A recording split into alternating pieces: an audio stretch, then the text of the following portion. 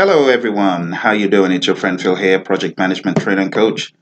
Today we're going to be having a whiteboard session on conflict management. Now, for the PMP exam, it's a topic that people have questions about.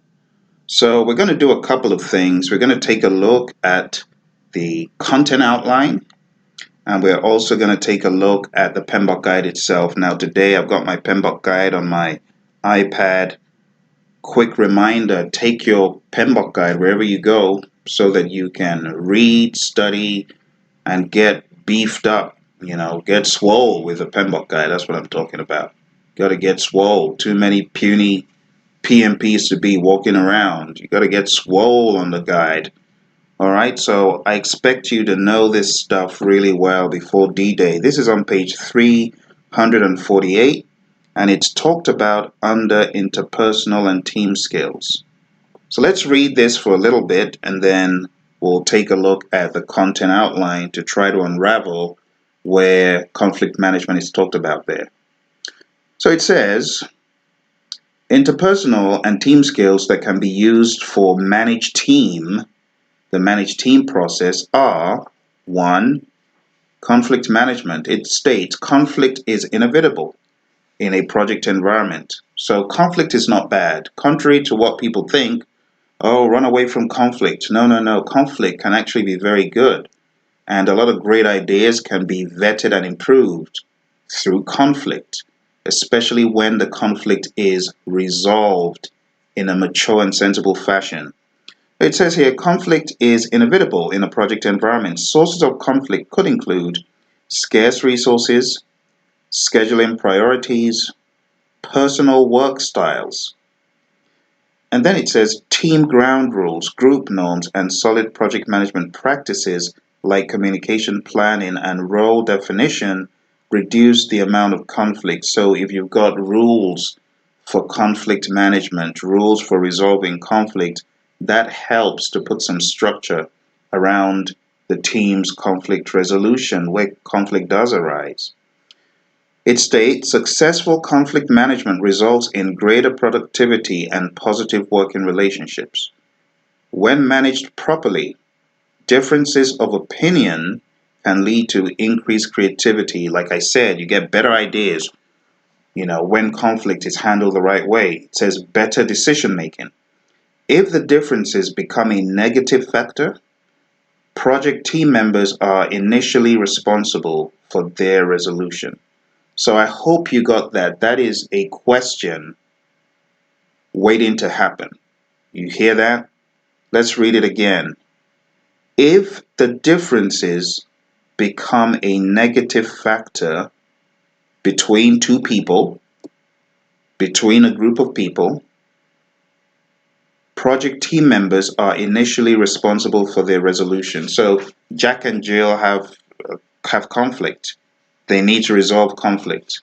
But if it festers and things begin to get uglier and uglier, at that point, something needs to happen. Let's read further. It says, if conflict escalates, the project manager should help facilitate a satisfactory resolution. So if things begin to get crazier and they're not able to resolve their conflict, together, then the project manager may need to say, hey, before this drags everyone down with Jack and Jill, let's put a stop to it. Okay, let's help them to help themselves. It says project managers should help facilitate a satisfactory resolution. That's if conflict escalates. Conflict should be addressed early and usually in private using a direct collaborative approach. If disruptive conflict continues, so if Jack and Jill continue with their rows and their crazy behavior, to the detriment of the project, it says formal procedures may be used, including disciplinary action. But Jack and Jill, Jack fell down and broke his crown. He's mad, but hey, don't kill the whole project because Jack and Jill have conflict, is what I'm trying to say. The success of project managers in managing their project teams often depends on their ability to resolve conflict. So success on a project is proportional to how well one is able to solve conflict as a project manager. That's why it's very important. Different project managers may use different conflict resolution methods. Factors that influence conflict resolution methods include, let's take a close look at it. I'm making mine a lot bigger, you probably can't see it. But here are the bullets, the big bullets on page 348 at the bottom. What are the factors that influence conflict resolution? Let's go to the whiteboard for a second because I want to write these down just so that they stick for everyone.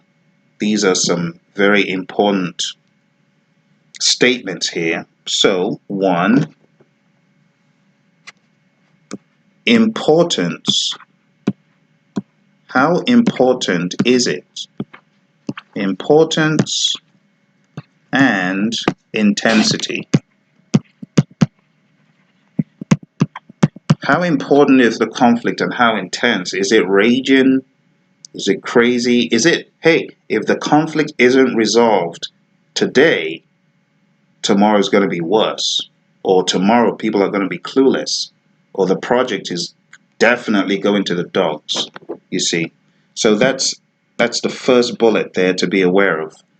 These are the things that trigger the urgency and the approach to resolving conflict. Okay? Next one here is time pressure. Okay? So this could go hand in hand with what I just mentioned. The time factor. See? If we don't resolve this conflict now, it's going to escalate. More people are going to be involved. The union is going to get involved. Let's make sure we address it right now. Okay? Next one here is relative power of people involved in the conflict. So these are factors. Remember what these are, factors that influence how conflict is resolved. So the relative power, I mean, let's say you got the CEO in conflict with someone who is a worker down below. Now that gulf, that gap, it could trigger a more, I don't know, I hate to say dictatorial method, but people who have high levels of power, in some instances, can power up on someone they have conflict with and force them, and that's what they're talking about here. But if it's a relatively close, let's say it's the COO and the CIO, well, maybe there's not that much of a gulf in power, and there needs to be a collaborative approach versus powering up on someone, forcing, as we call it, So this is what they're talking about here, okay? Relative power of the people involved. The fourth one here is the importance of maintaining a good relationship. So think about it. Let's say in a company, you've got various stakeholders that are external, and there's conflict on the project. But because you want to preserve that relationship for future projects, I mean, they're a great seller. It's just that they goofed in this particular aspect, and now there's some misunderstanding. The way you would have handled it if you didn't care about a further relationship with that seller is different from how you would handle it if you really care about doing work in the future. So the importance of maintaining a good relationship, whether it's external, internal, whatever it is, that's pretty much what they're talking about here. Okay, so there are a few things that we will add to our list. Relative power,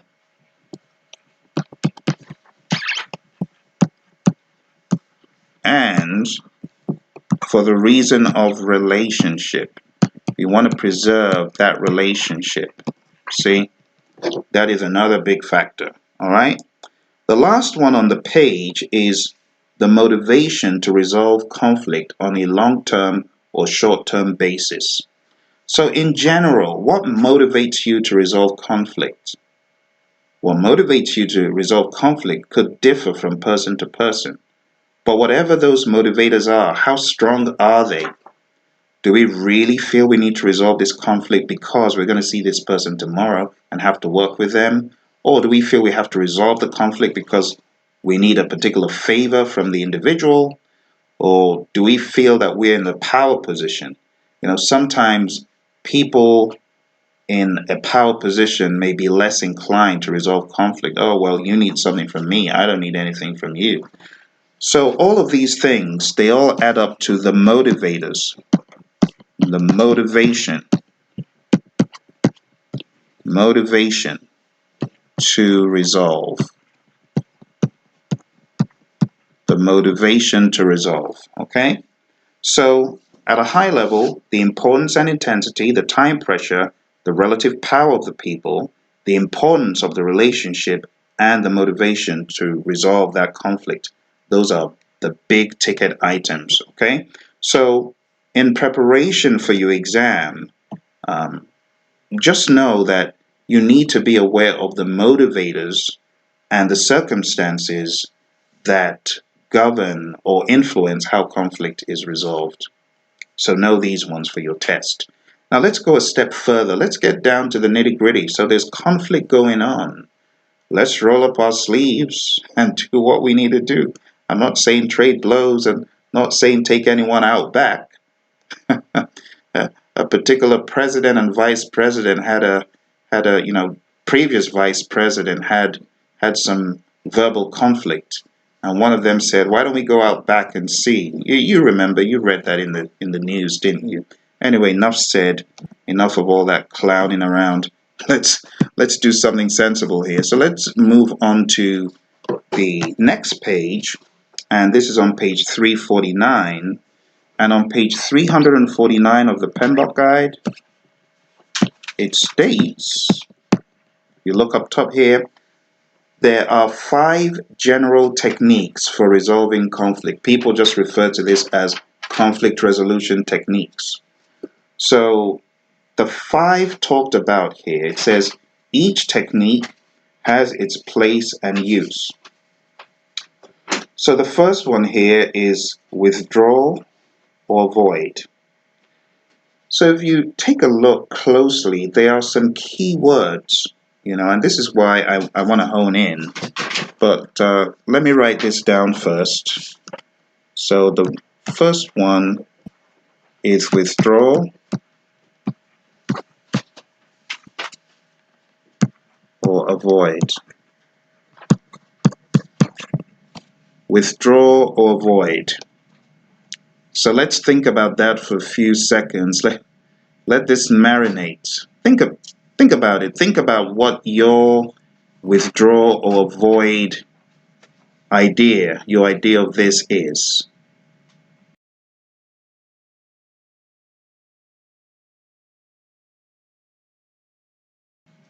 So to withdraw could mean to remove oneself from. To avoid could mean running away from. You see, think of it in this way. You could withdraw from a conflict of interest situation, right? It means you're already in it. Or you could avoid a conflict of interest situation. The same token, you can withdraw from conflict itself. Or you could just avoid altogether, you see. So when I hear the word withdraw, possible that you are already in it, trying to, resolve the conflict. But when you hear avoid, it could mean something totally different, So let's read what the PMI has to say here. It says, retreating from an actual or potential conflict situation. Retreating. So if you're retreating from a conflict situation, let's read it very carefully though. It's not a conflict situation. It's retreating from an actual, you see that? That is withdrawal, or potential. Aha. Now we're talking about avoid. Do you see that? So if you are in an actual conflict situation and you're backpedaling out of it, withdraw.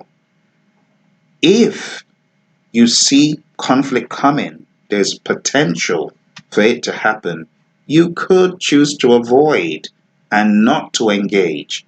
And if you don't engage, you aren't in conflict. You see what I'm saying? So it is important to break this down so that a clear picture is painted in your mind as far as what exactly this is. See that? So retreating from an actual or potential conflict situation. Now watch this. Postponing the issue to be better prepared. So you could see conflict coming and you could say, I'm not going to engage with Jill today. I'm not prepared. You could avoid, I'm not going to engage today, but guess what? I'm going to come back with a boatload of backup. And I'm going to come back with people, greater clout in the organization, facts and figures, and then I'm going to engage again. You see, or then I'm actually going to engage. So retreating from an actual or potential conflict situation, postponing the issue to be better prepared to be resolved by others. So you could find yourself in the middle of conflict and withdraw to come back, or you could see conflict coming and you just take the high road and say, not today, but you really know what you're going to do, you see.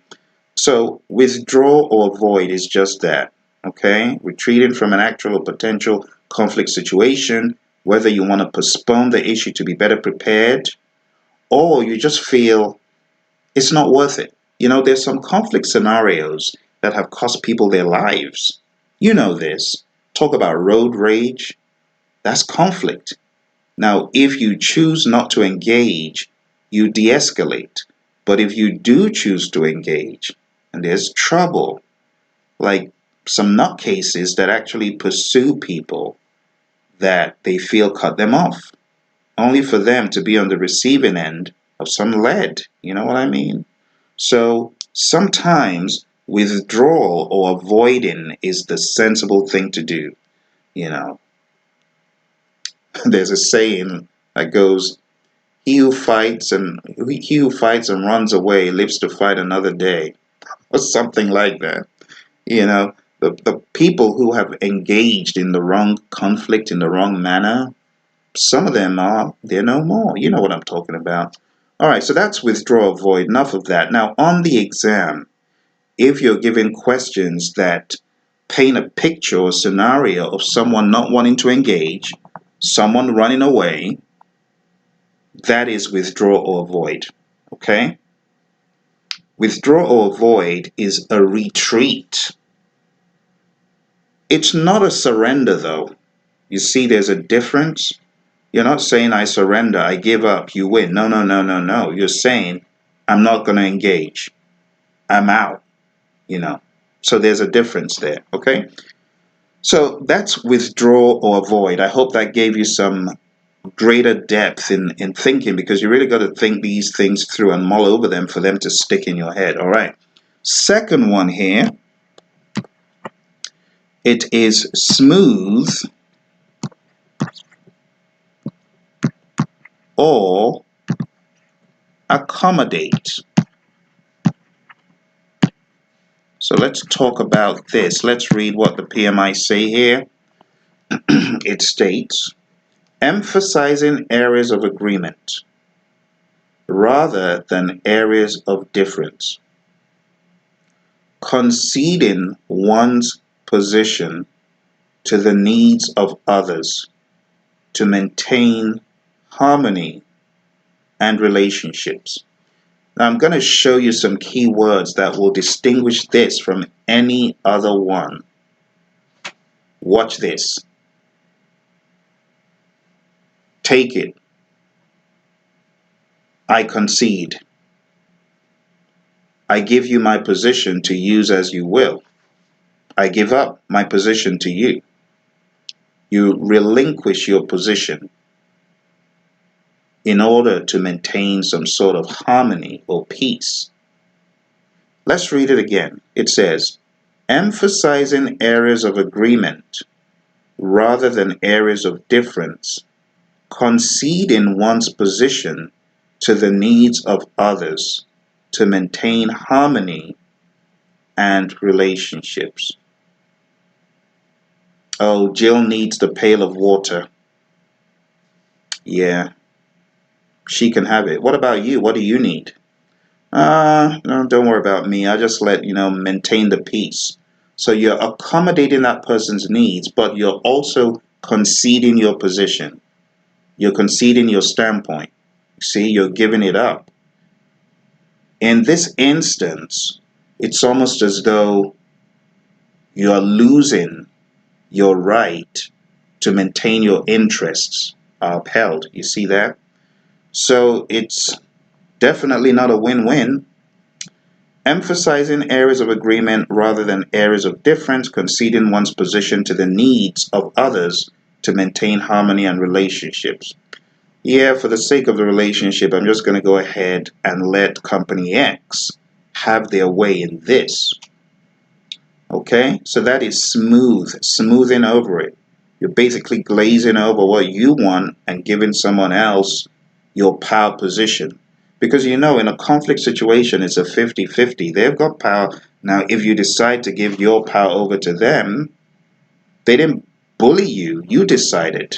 So this is not forcing you. You conceded. You gave it up. You did. All right? So that's number 2. The third one here is often confused with smooth. And this one is compromise. Compromise, reconcile. All right, what is compromise or reconcile? Let's think about those words. Is compromising good? Compromising your beliefs, compromising your quality, compromising your objectives? Let's see how it applies here. It says, searching for solutions that bring some degree, 180 degree, 270 degree, not 360 degree. It's not full. It's some degree of satisfaction to all parties. Why? In order to temporarily or partially resolve the conflict. And these two are big. It's temporary or partial. Now, in the previous one we looked at, we're talking about full concession. I concede. And that's how you can remember smoothing is conceding, but compromise or reconcile is a temporary thing. It's a band-aid fix. It doesn't last in most instances. Partial in some instances, you see. So it states, searching for solutions that bring some degree of satisfaction to all parties in order to temporarily or partially resolve the conflict. This approach occasionally results in a lose-lose situation.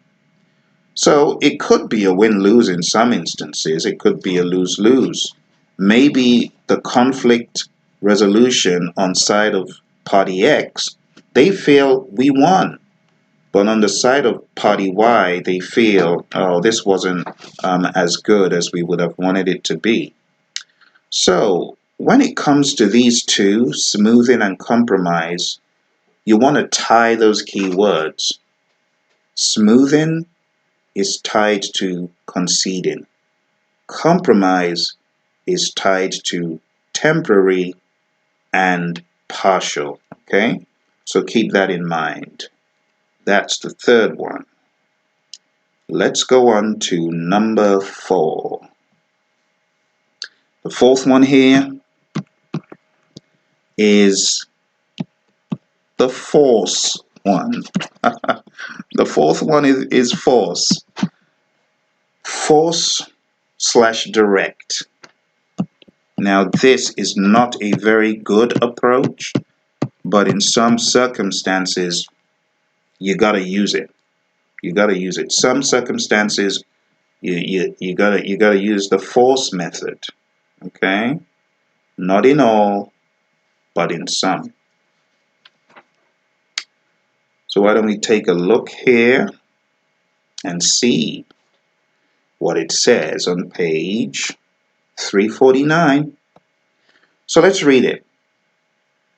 Pushing one's viewpoint at the expense of others. Basically ramming your idea or your resolution strategy down someone else's throat without giving them a chance. And it says, pushing one's viewpoint at the expense of others. This is my view. It's this or nothing. Right? Offering only win-lose solutions, usually enforced through a power position. I'm the boss, so do what I'm telling you to do. See? But watch this. It's not always a bad approach, because it says, usually enforced through a power position to resolve an emergency. So if it is very, very urgent that we get this resolved as quickly as possible, the CEO could step in and say, this is what we're going to do. We're going with Phil's idea. We're going with Phil's recommendation. We're going with Phil's process, not the process you're recommending. We've got a time crunch. So usually force or direct has a negative connotation. But I want to expand your mind, those of you who might not have seen it in this light, to begin to see it as something that is a necessary evil, as people say, to get a decision and to move on. Maybe there's a time crunch. We don't have time for all the frills and bells and whistles, and we're just going to make a decision. The boss is going to make a decision. So it's not always bad. But in some instances, you could have a bully trying to bully a peer only because the power position they have is a loud mouth or brawn. Maybe they're bigger. So it's not always that legitimate power. Sometimes it's power due to something else. Maybe fear, coercion, but force or direct usually has a negative connotation. But I just want you to be aware that in cases where there is a time crunch, that may need to be an option. All right, so that's force or direct. Just be aware that it often results in a win-lose situation. All right, let's talk about the final one here. Final one here is collaborate. It sounds good, doesn't it? Yeah, we want to collaborate to celebrate. That's my one. Don't take that. That's my rhyme. Okay.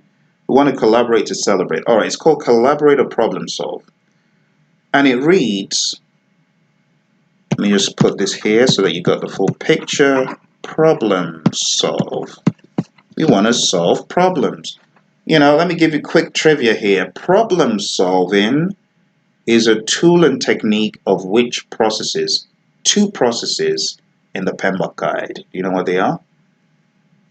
Remind me before we finish to tell you what they are. All right? Remind me. I'm talking to the student in the room. Will you remind me? Okay, just remind me. Just wave your hand, and I will remember that I meant to do that for the other students on the call. Okay, thank you very much. Good. So, collaborate or problem solve, incorporating multiple viewpoints and insights from different perspectives. It already sounds enriching. Viewpoints from different perspectives. Everyone is bringing something to the table. It's like a potpourri of all sorts of good things, good suggestions, good ideas. And at the end of the day, who eats? Everyone eats. Everyone benefits.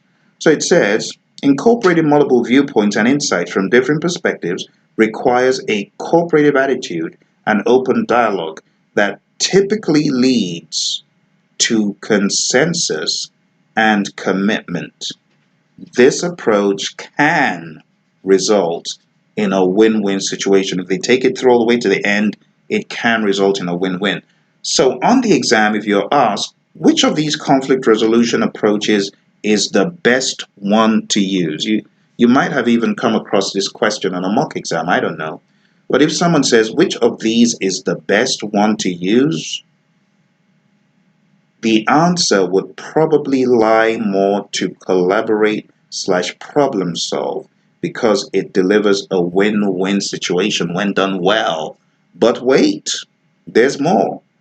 If on the exam you are given a scenario and it states, two project managers are in conflict over XYZ, there's a time crunch, and a decision needs to be made quickly, and maybe the CEO steps in or the VP of project management steps in, depending on the scenario painted, you're going to have to read it carefully, because it very well may be direct, may be the best option. They may not call it force on the exam. They may not call it forcing. They may just say direct. And then, if you don't know direct is the same as forcing, you got trouble. Or a cheap trick is to put both wrong options. So you could have A, withdraw, B, avoid. Well, withdraw is avoid. So that's, you know that those are wrong. And then they could put withdraw, avoid, smooth, and direct. And maybe direct is the right answer. So you got to know what they're called. Withdraw is called avoid, smooth is called accommodate, compromise is called reconcile, force is called direct, and collaborate is called problem solve. Now, I'll just let you know one more terminology used for collaborate in some circles, just so you know, is called confront. All right? So what are you confronting? Are you confronting the person? I'm going to jack you up, buddy. No, you're not doing that. You're confronting the issue, not the person. Okay, so whenever people hear confront, they're like, oh, that's negative, oh, that's bad. No, you're not confronting the person. You're confronting the conflict, the issue at hand. All right, so those are the 5 we've gone through. And thank you very much for the reminder about the trivia. Problem solve is a tool and technique of manage quality. Remember that? You want me to show you where you can get the full answer? I'll show you in a second. I'll show you. So it's manage quality and control resources, by the way.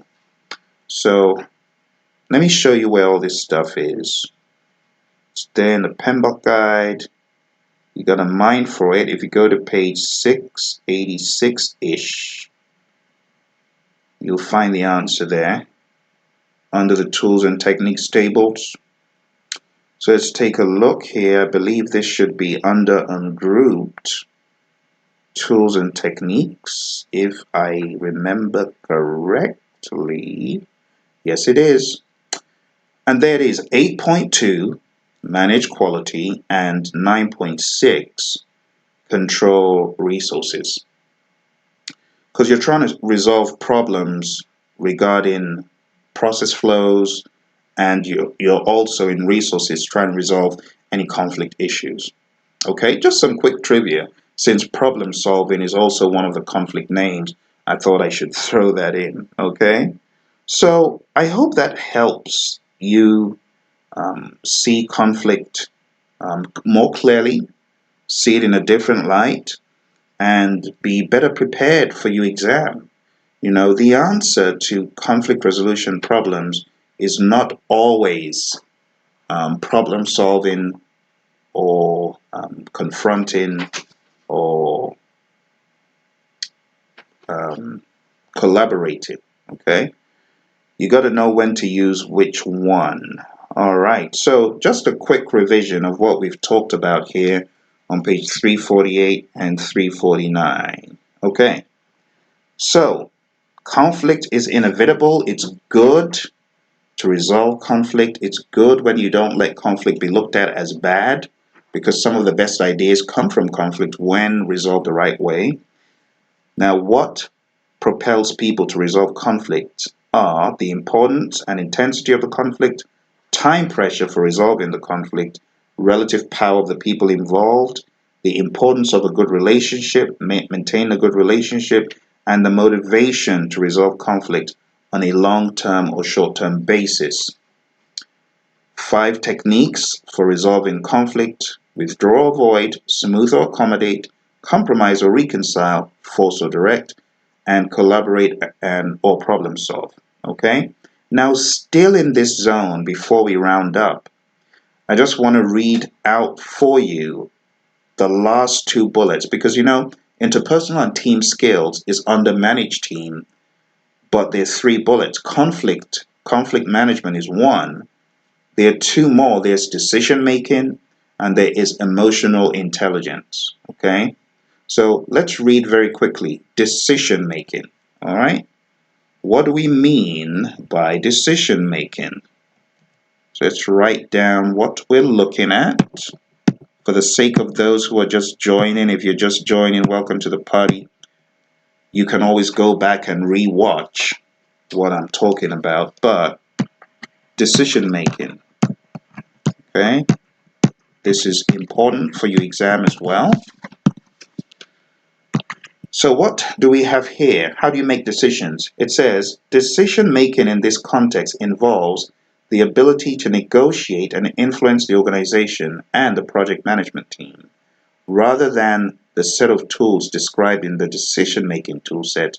Some guidelines for decision making include, so they're telling you this is not making those overarching team decisions, rather this is the ability to negotiate. Okay? And the big ticket items here are as follows: focus on goals to be served, follow a decision-making process, study the environmental factors, analyze available information, stimulate team creativity, because your team can help you resolve, or to think rather, of those decisions and how best to resolve them or make the decisions. And last one is account for risk. So that's under decision making. This is on page 349. Again, highly advise you going to read that up a little bit more. And then last but not least, we've got emotional intelligence. Some people refer to this as emotional IQ. Okay. Emotional intelligence is the ability to identify, assess, and manage the personal emotions of oneself and other people, as well as the collective emotions of groups of people. The team can use emotional intelligence to reduce tension and increase cooperation by identifying, assessing, and controlling the sentiments of the project team members, anticipating their actions, acknowledging their concerns, and following up on their issues. Again, page 349. So what is this? What does this tell us here? This tells us that we need to be aware of other people in the project team, or as the project manager, we need to know what people's hot buttons are. Some people, you press a hot button and they're just going to go off. They're going to flip. You should know what those triggers are. Know what those trigger points are. You don't want to press the wrong button. But in the same token, you want to do things that fosters unity, brings positive energy, that evokes a positive response. Okay? That's what you want to do. And that's why emotional intelligence is one of those abilities that makes great project management. You got the high emotional IQ, you're aware of your surroundings, people in your surrounding, how they feel, how you feel, you're able to manage your emotions. You bring your A game emotion-wise. Great recipe for project management. I was in a company once The program manager got so mad he took a glass container and flung it on the wall with all his might, and he was mad about a stakeholder. But was that the way to behave? Poor emotional IQ. Just awful. And that sent the team into a downward spiral, and then we're going into damage control, trying to help the team to have their spirits raised for the project. That's no good. So what this is saying, it says manage the personal emotions of oneself, whatever they are, you know, and other people, as well as the collective emotions of groups of people. You got to know how to manage, and the more you work with teams, the more you're aware. But even for teams you're not familiar with, you need to be able to walk into a place, very quickly size things up, take a look at body language, listen to tone of voice, be aware of those nonverbal cues, and you know exactly what to do. All right, so that's it, folks. We've taken a look at quite a lot of stuff today. And I hope that is going to help you as you prepare for your exam, make you feel more confident going in, knowing about all of these conflict resolution motivators, understanding conflict resolution, and so on. I hope this is really going to help you. Now, to tie this up, there's one more topic that we will talk about on another occasion. But just in case your exam is tomorrow, I want to call your attention to this. This is very, very important, because it actually goes hand in hand with this topic. So conflict management is not talked about in managed team alone. If you go to page 341 and you take a look, you can see that some of the interpersonal skills listed there include conflict management. You see, it says the project manager needs to resolve conflicts in a timely manner and in a constructive way in order to achieve a high-performing team. See, but coming off the heels of page 338, the dialogue of conflict comes up. What is on page 338? The 5 stages of team development. Now, I'm going to do another video on this where I break it down, but I just want you to remember the forming, storming, norming, performing, and adjourning.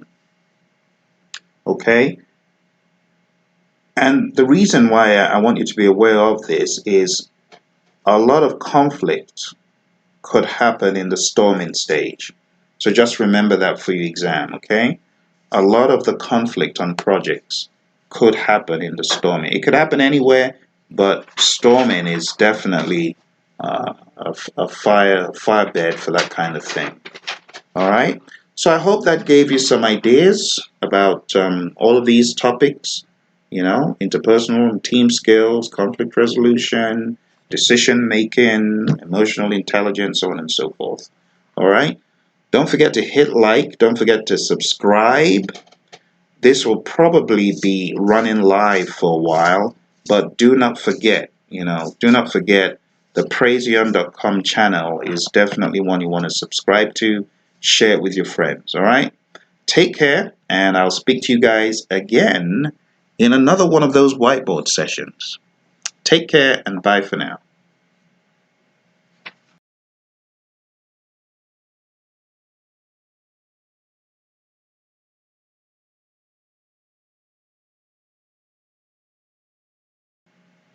Are you still there?